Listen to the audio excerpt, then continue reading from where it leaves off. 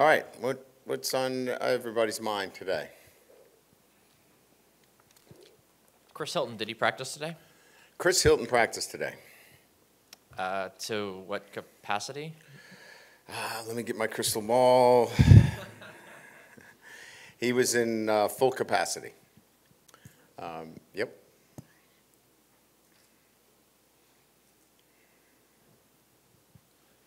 We didn't see Jordan Allen on the trip to Fayetteville, and he was out on the availability. Yeah, he's dealing with a kind of a turf toe injury right now. Mm-hmm. So, you know, those injuries, as you know, we're talking about, you know, something that just is time, you know, and especially at the safety position, the inability to you know, play at the level that he needs to play at. And I also want to ask you, you know, given Tyree Adams is out, who do you think is the sixth offensive lineman that would step in case one of the starters got hurt?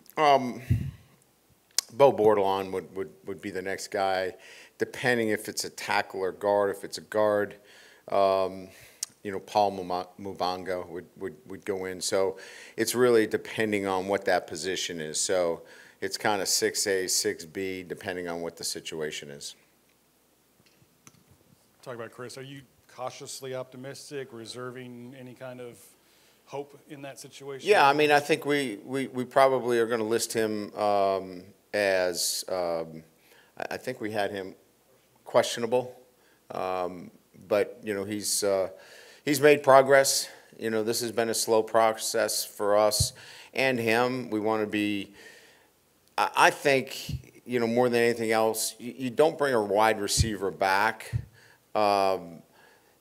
after this long out unless he's properly conditioned, because then you go pull a hamstring, right? You know, it's not the leg anymore. And we're not concerned, and he's not concerned about the leg.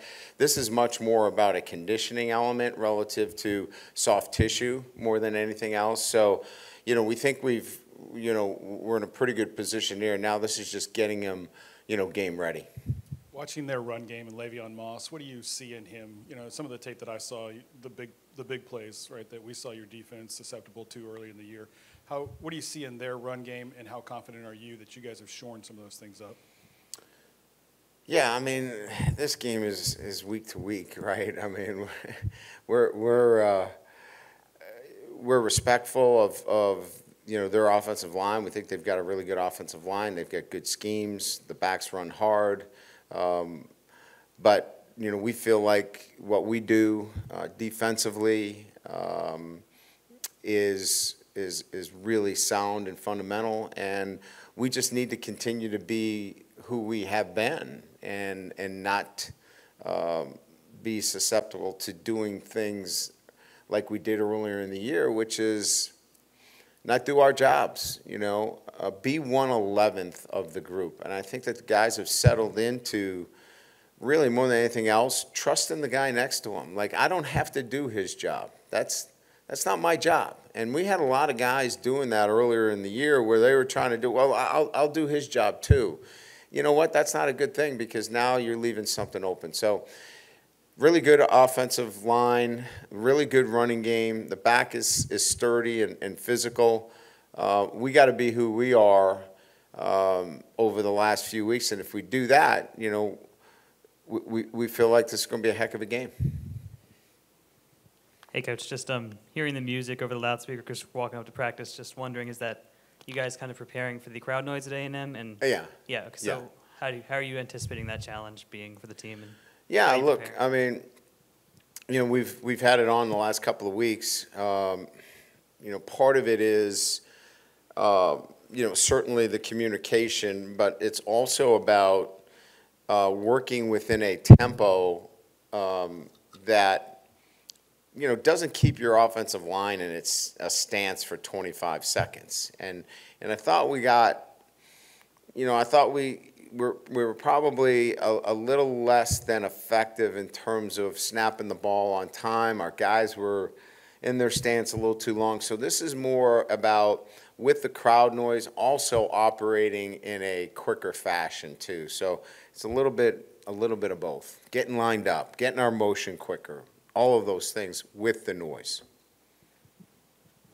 As you look at what Mike's doing over there, do you ever see any of that kind of come back to you on tape and, a little wink and a nod to something you may have taught him? Or is that more operational and stuff you wouldn't see on film? No, it's much more the way they play. The back end is a lot more familiar to me than the front. The front, they do some things that are a bit different than he did when he was at Notre Dame. But that's typical. You're gonna fit it to your personnel. We didn't have some of those dudes that he's got at Notre Dame. But the back end looks familiar. But again, I think this is really about Coach Elko's style and the way they play and how they play, and very thoughtful in terms of how and what they're trying to do. Right? There's a plan. In terms of their coverages match what they're doing up front and by down and distance based upon who the opponent is. Each week, there are different coverages matched with the fronts based upon who they're playing. This is not a cookie-cutter approach. This is against Mississippi State, we're going to do this. Against Arkansas, we're doing this. Against Notre Dame, we're doing this. And that's the style of a coach who, clearly knows what he's doing. Coach, the Notre Dame game that they had back in week 1, how instructive was that in just sort of understanding ways that you can maybe manipulate their offense? Yeah.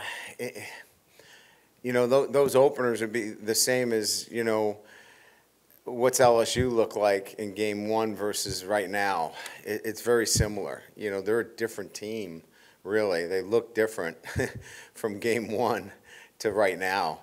So, I mean, you glean a couple of things here and there, but it's a body of work that you're looking for, and in particular, what do they look like the last few weeks? And they were impressive against Missouri.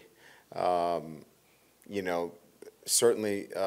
Even Mississippi State has improved dramatically from week 1 or week 2 maybe when they lost to Toledo to where they are now. So teams just get better. And so you kind of have a tendency to look towards the last few weeks to get a better read on teams.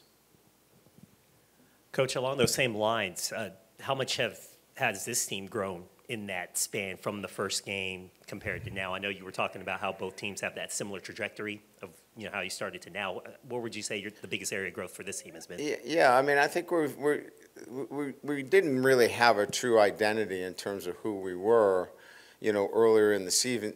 We've established much more of an identity, clearly on defense. We're creating, a difficult time for quarterbacks, with our edge presence. Both ends are playing really well. Our linebacker is extremely active. The tandem plays well together. We're getting plays at the safety and cornerback position. So, defensively, we're getting off the field. So, that clearly is an identity of a defense that is keeping the points down, eliminating the big plays, and getting turnovers. So clearly identity is being driven, by that play at those 3 levels. On the offensive side of the ball, I think the thing that stands out is that, the quarterback, when he needs to make plays in the toughest times, he's making plays. I mean, he's a playmaker. So you got a playmaker quarterback. You got receivers that are difficult to defend because you've got a number of them, including a tight end. And then an emerging back in Caden Durham, who's really helped our running game. So, those pieces are kind of, coming together at the right time as we work our way through the season. Brian, as you see the season going on, better coverage in the secondary, and sacks and disruptive plays, and a play like Weeks made Saturday. How much of defense is that confidence, that figuring out that or knowing that you can go and affect the other team, and don't have to just be kind of reactive? Yeah, so I think it starts with you got to make some plays first, and early on, you know, we didn't make those plays, right? We came close to making them, but, you know, we came up a little short in making those plays. And we got behind, and it became one of those situations where we had to make a play just to stay in the game. Now we're making plays, and it's really changing the complexity of the game. So I think confidence breeds itself when you start making plays, and those guys are playing with a lot of confidence because they've made a lot of plays recently, and it builds their confidence, and you know, they play with a bit of a swagger now.